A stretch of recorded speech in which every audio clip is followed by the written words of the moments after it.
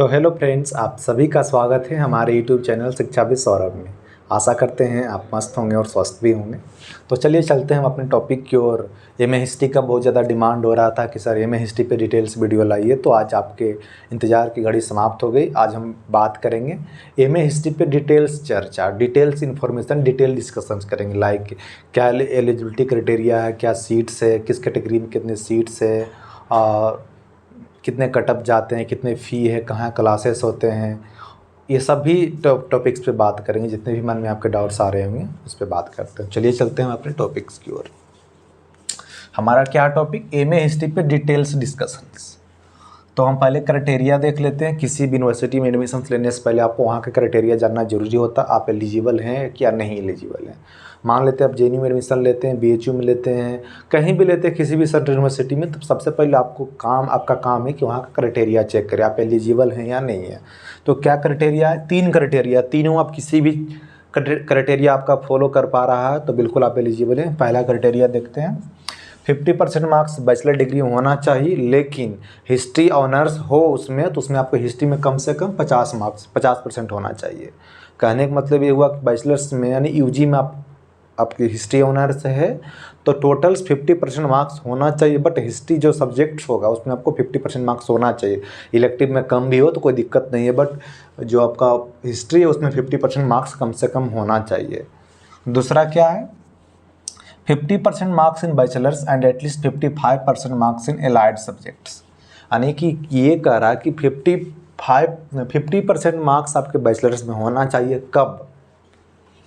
जब आपके allied subjects में एटलीस्ट 55% मार्क्स होना चाहिए। एलाइड सब्जेक्ट्स का मतलब होता है संबंधित विषय, कौन कौन से सब्जेक्ट्स में 55% होना चाहिए उस पर हम बात करते हैं। लाइक अगर आपके पॉलिटिकल साइंस है, पब्लिक एडमिनिस्ट्रेशन है, इकोनॉमिक्स है, सोशियोलॉजी है, एंथ्रोपोलॉजी है और एंशिएंट हिस्ट्री एंड कल्चर है, ये सारे सब्जेक्ट्स में अगर 55% मार्क्स है और बैचलर में 50% मार्क्स है तो बिल्कुल आप एलिजिबल हैं। ये दूसरा क्राइटेरिया। तीसरा क्राइटेरिया है 60% marks in bachelors degree in any subjects. अगर आप किसी भी सब्जेक्ट से हैं कोई भी दिक्कत नहीं, अगर आपके 60% मार्क्स है तो बिल्कुल आप एलिजिबल हैं। तीनों में अगर कोई भी क्राइटेरिया आप फॉलो कर पा रहे हैं तो बिल्कुल एलिजिबल हैं। समझ में आ गया? लास्ट वाला सबसे बढ़िया, अगर 60% आपके मार्क्स हैं बैचलर डिग्री में किसी भी सब्जेक्ट से, नो दिक्कत, नो प्रॉब्लम, आप बिल्कुल एलिजिबल हैं। अब हम बात कर लेते हैं सीट्स पे। टोटल सीट्स 43 है। जनरल कैटेगरी के लिए 18 सीट्स है, एससी के लिए 6 है, एसटी के लिए 3 है और ओबीसी के लिए 12 सीट्स है और ईडब्ल्यूएस के लिए 4 सीट्स है, पीएच के लिए 2, डीपी कोटा के लिए 2। तो मैंने बता दिया आपको टोटल कितना सीट्स है, टोटल 43 सीट्स है। और जनरल के लिए 18 है, एससी के लिए 6, एसटी के लिए 3 और ओबीसी के लिए 12 और ईडब्ल्यूएस के लिए 4, पीएच के लिए 2 और डीपी कोटा के लिए 2। तो मुझे लगता है आपके सीट्स के जो डाउट्स है वो क्लियर हो गए होंगे। और इस पर मैं आपको एक बात और बताना चाहता हूँ। लाइक आप मान लेते हैं आप एसटी कैटेगरी से आते हो और एसटी में 3 सीट्स हैं, बट आपके रैंक जो आ गया टॉप 18 में आ गया। तो जब टॉप 18 में आपका रैंक आ गया तो आपका एडमिशन जनरल से हो जाएगा, ना कि एसटी से, और एसटी वाला सीट्स खाली रह जाएगा। बात समझ में आ रही होगी आपको? सेम आप मान लेते कि अदर क्राइटेरिया का आप देख पाएंगे। जैसे कि मान लेते आप ओबीसी कैटेगरी से आते हैं, ओबीसी कैटेगरी में 12 सीट्स है, बट आपका जो रैंक है टॉप 18 में आ गया तो आपका एडमिशन हो जाएगा जनरल कैटेगरी से और जो ओबीसी वाला सीट से खाली रह जाएगा, क्योंकि आप टॉप 18 में आ रहे थे, टॉप रैंकर में, तो आपका एडमिशन जनरल से हो जाएगा और ओबीसी वाला सीट्स खाली हो जाएगा। और जो सीट्स खाली उसमें ओबीसी का बच्चा कहीं होगा, रिजर्वेशन वाले में रिजर्वेशन वाले कहीं बच्चे को होता, बट जो जनरल सीट्स है उसमें किसी का भी एडमिशन हो सकता है। सिंपल बात है। दूसरी क्राइटेरिया ये है, मान लेते हैं जनरल में 18 सीट्स है, बट काउंसलिंग टाइम क्या होता है कि 18 बच्चे नहीं आ पाए जनरल से, तो उनमें किसका एडमिशन होगा? जो जिनका मार्क्स ज़्यादा होगा किसी भी कैटेगरी से, उनका एडमिशन जनरल से हो जाएगा। दोनों सिचुएशन से, या तो आप टॉप 18 में आ जाएं तो आपका एडमिशन जनरल से हो जाएगा, या अगर जनरल वाले बच्चे टोटल 18 सीट से और काउंसलिंग टाइम में जनरल वाले बच्चे नहीं आ पाए हैं तो आपका एडमिशन जनरल से हो जाएगा। दोनों सिचुएशन से। ये इसलिए मैं बोल रहा हूँ क्योंकि जब आप जब आप यूएच पोर्टल ओपन होगा, यानी यूनिवर्सिटी ऑफ हैदराबाद का पोर्टल ओपन होगा, वहाँ पर आपको रजिस्ट्रेशन करना होता है। किसी भी यूनिवर्सिटी में आप एडमिशन करें लेना चाहेंगे तो वहाँ आपको पहले रजिस्ट्रेशन करना पड़ता है। जब रजिस्ट्रेशन करेंगे आपके मार्क्स पुटअप करना होता है, मार्क्स पुटअप करें, उसके कुछ दिन बाद आपके रिजल्ट्स आएंगे, रैंक आएंगे, आपके कितने रैंक आ रहे हैं, किस कैटेगरी में आपके कितने रैंक आ रहा है, ये सब कुछ आता है। तो इसलिए मैं जब बताया कि ये रैंक भी वो मैटर करता है तो आपकी कौन से कैटेगरी में कितने रैंक आ रहा है और आपका एडमिशन किस कैटेगरी से होगा, ये रिजल्ट के बाद पता चलता है। अब हम कट ऑफ पे बात करते हैं। जैसा पहली बात तो यूनिवर्सिटी ऑफ हैदराबाद अपना ऑफिशियल कट ऑफ रिलीज नहीं करता लाइक अदर यूनिवर्सिटी की तरह की first waiting list, second waiting list, third cut off, fourth list, ऐसा कुछ भी नहीं होता है। यहाँ एक ही काउंसलिंग होता है, एक ही लिस्ट होता है, जो आएंगे उन्हीं का एडमिशन मिलेगा, जो नहीं आएंगे उनको एडमिशन नहीं मिलेगा। चाहे आप रैंक टॉप रैंक वाले हैं, चाहे आप लास्ट रैंक वाले हैं, जो आएंगे उन्हीं को एडमिशन मिलेगा। सिंपल बात है। और क्या सबको काउंसलिंग के लिए बुलाते हैं? नहीं, बिल्कुल सबको नहीं बुलाते। जितने सीट्स होते हैं उनके 3 गुना बुलाते हैं, 4 गुना बुलाते हैं, 3 मल्टीपल 4 मल्टीपल करके बुलाते हैं। लाइक किसी सीट्स में 10 सीट्स है तो 30 बच्चे को बुलाएंगे और 40 बच्चे को बुलाएंगे। तो इसलिए बुलाते हैं 40 बच्चे को, 30 बच्चे, क्योंकि बहुत सारे बच्चे नहीं आते। मान लेते 10 सीट से और 10 सीट्स में 10 बच्चे को ही बुलाया जाए तो मान लेते उसमें 5 बच्चे नहीं आएंगे तो 5 सीट खाली ही रह जाएंगे। इसलिए 3 मल्टीपल और 4 मल्टीपल करके बुलाते हैं कि सीट्स हमारा खाली ना रहे और जो बच्चे हैं उनका एडमिशन हो जाए। फिर भी मैं एक पिछले साल की बेसिस पे मैं कटअप बनाया हूँ और आप देख पाएंगे। अगर आप जनरल कैटेगरी से हैं तो आपके 200 मार्क्स के आसपास है, 10 नंबर बढ़ा भी सकते हैं, 10 नंबर घटा भी सकते हैं, क्योंकि डिपेंड करेगा कितने बच्चे ने अप्लाई किया है और कितने बच्चे काउंसलिंग अटेंड कर रहे हैं, सब मैटर डिपेंड करता है। तो 10 नंबर बढ़ा भी सकते हैं, 10 नंबर घटा भी सकते हैं। तो जनरल कैटेगरी से तो आपके 200 मार्क्स के आसपास है, बिल्कुल सेफ स्कोर है। EWS वाले 190, OBC वाले 180 175 के आसपास है तो बिल्कुल आप सेफ स्कोर में। SC वाले 160 के आसपास है तो बिल्कुल आप सेफ स्कोर में। ST वाले 140 से 150 और PH वाले 120। और PH वाले बच्चे ध्यान दें, PH कैटेगरी में 2 सीट्स रिजर्व्ड है। मान लेते हैं आपके 50 मार्क्स आए, only 50 marks, but counselling time only 2 ही बच्चे PH कैटेगरी में है तो बिल्कुल आपका एडमिशन होगा। मीन्स ऑलरेडी PH के लिए रिजर्व कर दिया गया है यहाँ, बट आपके बहुत ज़्यादा मार्क्स आ रहे हैं तो आपको एडमिशन जनरल से भी हो सकता है। बट बता रहा हूँ कि PH में 2 सीट रिजर्व है, बट आपके 50 मार्क्स आ रहे हैं, 20 मार्क्स आ रहे हैं, बट 2 ही बच्चे काउंसलिंग अटेंड किए हैं तो आपको एडमिशन मिल जाएगा। अब बात कर लेते हैं काउंसलिंग। काउंसलिंग ऑफलाइन होता है, जिसमें मैंने आपको बता दिया है। 100% हॉस्टल मिलता है, चाहे बॉयज़ हों गर्ल्स हों, किसी भी स्टेट से हों, टॉप रैंक वाले हैं लास्ट रैंक वाले हैं, 100% हॉस्टल मिलेगा, ये हमारी गारंटी है। नहीं मिलेगा तो हम बताएंगे आपको कैसे आपको हॉस्टल मिलेगा। सेम टाइम आपको हॉस्टल मिलेगा जिस दिन आपको काउंसलिंग होगा, जिस दिन आप डॉक्यूमेंट वेरिफिकेशन होगा, जिस दिन आपको हॉस्टल अलॉटमेंट होगा, सब एक ही दिन होगा। उसी दिन आपको रूम अलॉट भी कर दिया जाएगा, तो बिल्कुल टेंशन नहीं लेना है। हॉस्टल फ़ी आपको 500 रुपया है पर सेमेस्टर के लिए, यानी 6 महीना में आपको 500 रुपया लगेगा, ओनली 500 लगेगा इन 6 मंथ। बाकी हॉस्टल में आपको क्या क्या फैसिलिटी दिया जाता है और इसके अलावा भी चार्जेज लगते हैं क्या वगैरह वगैरह, आपको हमने जितने भी डाउट्स आ रहे हॉस्टल से रिलेटेड तो प्लीज़ हमारे हॉस्टल वाले वीडियो जाकर आप देख सकते हैं। वहाँ मैंने हॉस्टल पे डिटेल्स डिस्कशंस किया, जैसे इस वीडियो में पढ़ाई पे कर रहा हूँ और इसी पढ़ाई पे ही बताऊँगा यहाँ पर। आप आगे आते हैं बस फैसिलिटीज़ ने, पहले आते हैं क्लासेस। आपके जो क्लासेस हैं वो कहाँ चलेंगे, तो आपके क्लासेस जो है स्कूल ऑफ सोशल साइंसेस में चलेंगे। डिपार्टमेंट नहीं है, जैसे कि अदर यूनिवर्सिटी में हिस्ट्री डिपार्टमेंट है, हिंदी डिपार्टमेंट से लाइक केमिस्ट्री डिपार्टमेंट, वैसा नहीं, यहाँ पे स्कूल बेसिस पे चलता है। तो आपके जो क्लासेस हैं स्कूल ऑफ सोशल साइंस में चलती है क्लासेस। उसके बाद क्या है कि आप बेस्ट फैसिलिटीज़ है, हम सोशल साइंस कैसे जा सकते हैं स्कूल ऑफ सोशल साइंस, तो बिल्कुल बेस्ट फैसिलिटीज अवेलेबल है। आप अपने किसी भी हॉस्टल्स में रहें, बिल्कुल आप बस से स्कूल ऑफ सोशल साइंस से जा सकते हैं, ये आपके लिए सुविधा है, निःशुल्क है, गवर्नमेंट बस ये हमारी यूनिवर्सिटी की ही बस है। अब आते हैं फी स्ट्रक्चर्स। आपके पढ़ाई में कितने 2 साल में खर्च होंगे एमए हिस्ट्री में, उस पर हम बात करेंगे। इस पर सिर्फ पढ़ाई पे ही बात कर रहा हूँ, मैं पहले कुछ दिन पहले बता चुका हूँ। यहाँ पर मैं सिर्फ पढ़ाई की बात कर रहा हूँ, हॉस्टल की बात नहीं कर रहा हूँ। हॉस्टल का फ़ी अलग है, मेस का फ़ी अलग है। बाकी आप मेस के फ़ी के बारे में जानना चाहते हैं, आपको मेस में क्या क्या फैसिलिटीज़ मिलेगा, कौन कितने टाइम खाना मिलेगा, क्या क्या मेनू रहता है और कितने फ़ी हमको लगेगा, नॉनवेज वाले कितना है, वेज वाले को कितना लगेगा, कितने दिन हम कार्ड ओपन करा सकते हैं, कितने दिन बंद करा सकते हैं, सब मेस वाले वीडियो में जाकर आप देख पाएंगे। और हॉस्टल वाले वीडियो में जाकर देख पाएंगे। हॉस्टल में पढ़ाई पर चर्चा करूँगा। तो आपको एडमिशन टाइम कितना देना पड़ेगा, 7250 रुपीज़ आपको देना पड़ेगा। आप बोलेंगे सर इतना क्यों, ऐसा इसलिए क्योंकि जो आपका फर्स्ट सेमेस्टर का पैसा है, फर्स्ट सेमेस्टर का पैसा आपको एडमिशन टाइम में ही देना है। तो आपको एडवांस ले रहे हैं तो आपको ध्यान रखिएगा 2400 आपको सेमेस्टर फ़ी है। उसके बाद 530 स्टूडेंट यूनियन फंड है, 240 स्टूडेंट वेलफेयर फंड है और 2120 आपके मेडिकल फ़ी है, 1960 आपका रिफंडेबल है डिपॉजिट्स के रूप में। जब आप यहाँ से कब पढ़ाई पूरी करके जाएंगे 2 साल के बाद तो आपको रिफ़ंड कर दिया जाता है। तो एडमिशन टाइम आपको 7250 रुपीज़ आपको देना है।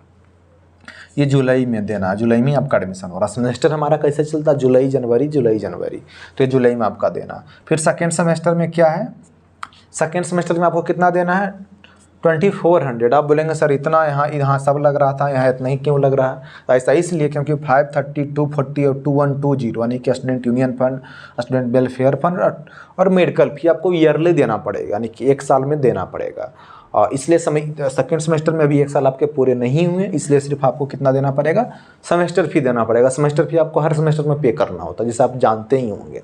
तो student union fund, student welfare fund और मेडिकल फ़ी आपको ईयरली देना है, इसलिए सिर्फ सेमेस्टर फ़ी आपको यहाँ लगेगा। और जो डिपॉजिट है रिफंडेबल है, सिर्फ एडमिशन टाइम में ही देना पड़ता है, इसलिए सेकेंड सेमेस्टर में आपको 2400 देना है। फिर थर्ड सेमेस्टर में जुलाई हो जाएगा आपका, इसमें आपको कितना देना है 5290 रुपीज़ आपको देना। आप बोलेंगे सर इतना क्यों यहाँ, तो ऐसा इसलिए क्योंकि यहाँ आपके 1 साल कंप्लीट हो जा रहे हैं और मैं आपको बताया कि जैसे ही आपके 1 ईयर कंप्लीट होंगे तो ईयरली के रूप में आपको student union fund, student welfare fund और मेडिकल फी आपको देना पड़ेगा। तो 2400 तो ऑलरेडी सेमेस्टर फ़ी ही है और ये 2400 ये भी हो गया student union fund 230, student welfare fund 240, medical fee 2120 और डिपॉजिट तो लगेगा नहीं क्योंकि एडमिशन टाइम में ही लगता है, इसलिए आपको इतना देना पड़ेगा। फिर फोर्थ सेमेस्टर में आपको देना पड़ेगा सेमेस्टर फ़ी सिर्फ 2400। और आप जो SC ST का स्टूडेंट है, तेलंगाना से बिलोंग करते हैं, उनको 2890 सिर्फ ईयरली देना पड़ेगा, आपको सेमेस्टर वाइज नहीं देना, सिर्फ ईयरली। 2890 कैसे हुआ, 530 स्टूडेंट यूनियन फंड है, 240 स्टूडेंट वेलफेयर फंड है और 2120 मेडिकल फी। अब तीनों को ऐड करेंगे तो 2890 हो जाएगा। और PH कैंडिडेट जो फिजिकल हैंडीकेप्ड है, जिसको हिंदी में विकलांग बोलते हैं, उनको एडमिशन टाइम देना पड़ेगा 4850। अब बोलेंगे 4850 क्यों हमको एडमिशन टाइम देना, इसलिए देना है कि student union fund, student welfare fund और मेडिकल फी प्लस डिपॉजिट आपको देना पड़ रहा है एडमिशन टाइम। बट एडमिशन्स के बाद आपको डिपॉजिट नहीं देना, ईयरली आपको 2890 ही देना। जितना SC ST का लग रहा है तेलंगाना वाले को उतना ही आपको ही लगेगा 2890 PH वाले को ही, बट एडमिशन टाइम आपको इतना देना है। तो मुझे लगता है दोस्त, मुझे लगता है कि आप सारे डाउट्स क्लियर कर दिए हैं, जितने भी आपके मन में डाउट्स आ रहे थे। ये मैं हिस्ट्री के रिगार्डिंग, फिर भी इसके अलावा आपके मन में कोई डाउट्स रह गए हैं जो मैंने इस वीडियो में डाउट्स आपके क्लियर नहीं कर पाए हैं, और हर किसी का पर्सनल डाउट्स होता है, एक वीडियो में क्लियर नहीं हो पाएगा क्योंकि आपके मन में जो प्रश्न बन रहे हैं, आपके मन में जो क्वेश्चंस क्रिएट हो रहे हैं, मेरे मन में नहीं आ रहे हैं। तो आपको उसके लिए पेड काउंसलिंग लेना पड़ेगा। हम हमेशा हर साल पेड काउंसलिंग लाते हैं, और जो पिछले साल के बच्चे के इंटरव्यू, उनसे आप रिव्यू सुन सकते हैं, मैं पेड काउंसलिंग उनको कितना हेल्प किया है। तो उसके लिए आपको पेड काउंसलिंग लेना पड़ेगा। पेड काउंसलिंग में आपको क्या क्या फैसिलिटीज़ मिलेगा वो देख लेते हैं थोड़ा। आपको पर्सनल कॉन्टेक्ट नंबर दिया जाएगा, जो मेरा पर्सनल कॉन्टेक्ट नंबर है, तो पर्सनल व्हाट्सअप नंबर दिया जाएगा। 24 आवर आप कॉल मैसेज करके अपना डाउट क्लियर कर सकते हैं। UH पोर्टल जब ओपन होगा तो उसमें हम आपको बताएंगे क्या करना नहीं करना है। रजिस्ट्रेशन से जब होंगे, वही UH पोर्टल जब ओपन होगा, यूनिवर्सिटी ऑफ हैदराबाद का जब पोर्टल ओपन होगा, उस टाइम आपको रजिस्ट्रेशन करना होता है। उसमें आपको कौन कौन से डॉक्यूमेंट्स देना है, कैसे भरना है, क्या गलती है क्या सही, उसमें हम आपको बताएंगे। फिर ट्रेवल का मतलब ये हुआ कि जब रजिस्ट्रेशन आप कर देंगे यूनिवर्सिटी ऑफ हैदराबाद के बाद, तो आपको रिजल्ट्स आएंगे। रिजल्ट आएगा तो रिजल्ट में आपको पता करना होगा कि हम काउंसलिंग के लिए आएँ कि नहीं आएंगे, मेरा एडमिशन होगा कि नहीं होगा। जब आप काउंसलिंग के लिए आएंगे तो आप कैसे आएंगे, कौन सी ट्रेन से आएंगे, फिर कैंपस कैसे पहुंचेंगे, कैब से पहुंचेंगे, रैपिडो से पहुंचेंगे, ऑटो से पहुंचेंगे। और कैंपस आएंगे उसके पहले एक रात तो आपको कहीं स्टे करना ही पड़ेगा। तो कहाँ होटल में रहें, कौन सा होटल सस्ता है, क्या कैंपस में गेस्ट हाउस हमको मिल सकता है, क्या हॉस्टल के जो स्टूडेंट्स हॉस्टल उसमें हम रह सकते हैं क्या, ये सब सारी बातें मैं आपको हेल्प करूँगा ट्रेवल वाले में। फिर डॉक्यूमेंट वेरिफिकेशन में मैं आपको हेल्प करूँगा। रजिस्ट्रेशन काउंसलिंग में मैं आपको हेल्प करूँगा। काउंसलिंग में सबसे बड़ी बात ये होगा कि जब आपके काउंसलिंग होंगे वहाँ हम आपके साथ खड़े होंगे। मिस मान लेते CIS में ही काउंसलिंग होता है, college for integrated studies building, वहाँ पे आपके काउंसलिंग होते हैं। काउंसलिंग टाइम हम आपके साथ खड़े होंगे। अगर किसी संजोग बस मैं आपके साथ नहीं आया तो मेरे फ्रेंड आपके साथ खड़े रहेंगे। कुल मिलाकर यही कि आपके साथ काउंसलिंग में एक व्यक्ति खड़ा रहेगा जो आपको गाइड करेगा कि आपको कैसे काउंसलिंग करना, क्या कौन से फॉर्म में क्या भरना, क्या नहीं भरना, ये सब बताएंगे आपको। हॉस्टल अलॉटमेंट में मैं आपको हेल्प करूँगा, एडमिशन में मैं आपको हेल्प करूँगा। एडमिशन के बाद भी बहुत सारे आपके मन में डाउट्स होता है, क्योंकि आप नए आएंगे तो आप एक ही दिन में बहुत कुछ सीख नहीं जाएंगे, उसके बाद भी बहुत सारे आपके मन में डाउट्स क्रिएट होंगे, क्या करना है, क्या सही है, क्या गलत, तो सब है मैं आपको बताऊँगा पेड काउंसलिंग में। अब आपके मन में आता है कि पेड काउंसलिंग हम कैसे ज्वाइन करें, तो सिंपल है, चैनल के डिस्क्रिप्शन बॉक्स में आप जाइए, वीडियो की डिस्क्रिप्शन बॉक्स में बात नहीं कर रहा हूँ, चैनल के डिस्क्रिप्शन बॉक्स में जाइए, वहाँ पे आप जाएंगे तो वहाँ पे कुछ आपको सोशल मीडिया का लिंक दिया रहेगा। कौन का लिंक रहेगा? इंस्टाग्राम का लिंक है, शिक्षा विद सौरभ का इंस्टाग्राम का लिंक है, पर्सनल इंस्टाग्राम का लिंक है, दोनों का फॉलो कर सकते हैं। फेसबुक है, फॉलो कर सकते हैं। टेलीग्राम है, टेलीग्राम वाले भी फॉलो कर लीजिए। अगर आप पेड काउंसलिंग लेना चाहें ना लेना चाहें कुछ भी मतलब नहीं है, टेलीग्राम आप ऐड करें। ऑलरेडी 160 के आसपास बच्चे ऐड हैं उस ग्रुप में। कुछ भी मैं नोटिफिकेशन आता तो सबसे पहले मैं टेलीग्राम ग्रुप में शेयर करता हूँ। उसके बाद है व्हाट्सअप, ये व्हाट्सअप वाले ग्रुप पे आप क्लिक करना है, ये पेड काउंसलिंग के लिए स्पेशल है। जैसे ही व्हाट्सअप वाले लिंक पे क्लिक करेंगे तो आपके व्हाट्सअप में ऑलरेडी टाइप किया हुआ आ जाएगा, hello I want to enrol your paid counselling और पेड कोर्सेज। आपको कुछ भी टाइप करने की ज़रूरत नहीं, उस पर बस आप क्लिक कर देंगे, मेरे पास मैसेज आ जाएगा। इधर से आपको एक इन्फॉर्मेशन जाएगा, उसमें कुछ नंबर दिया रहेगा, कुछ व्हाट्सअप नंबर दिया रहेगा, आपको उसमें नाम बताना होगा, कैटेगरी बताना होगा और स्टेट्स बताना होगा। उसके बाद आपको पैसा पेमेंट करना होगा। जैसे ही पैसा पेमेंट कर देंगे तो आप पेड काउंसलिंग से जुड़ जाएंगे। उसके बाद आपको एक और नंबर दिया जाएगा, अगर आप मांगेंगे तो आपको ज़रूरत होगी तो आपको दे दिया जाएगा। ये एक नंबर हम उसी टाइम भेज देते हैं। पेड आप जैसे ही पैसा पेड करेंगे तो आप ऐड हो जाएंगे और आपको, हाँ, जब आप पैसा पेड करने के बाद आप ऐड हो जाएंगे तो आपको जब भी कॉल करना तो उसी नंबर से करना जिस नंबर से आप पेड काउंसलिंग ऐड हुए हैं, क्योंकि उसी नंबर से आपको रिस्पांस होगा, क्योंकि उसका सिस्टम में सेव होता। अगर आप विदाउट नंबर डाले होंगे तो आपको ना मैसेज के रिप्लाई जा सकता है ना रिस्पांस होगा। रिस्पांस तभी हो पाएगा जब उसी नंबर से आप कॉल करेंगे। हाँ, पेड काउंसलिंग टाइम में ही अगर आप बताएंगे कि हम इस नंबर से कॉल करेंगे, 2 नंबर मैक्सिमम आप बता सकते हैं, तो हम 2 नंबर ऐड करेंगे आपके लिए। फ़िलहाल के लिए आप उसी नंबर से कॉल कीजिएगा।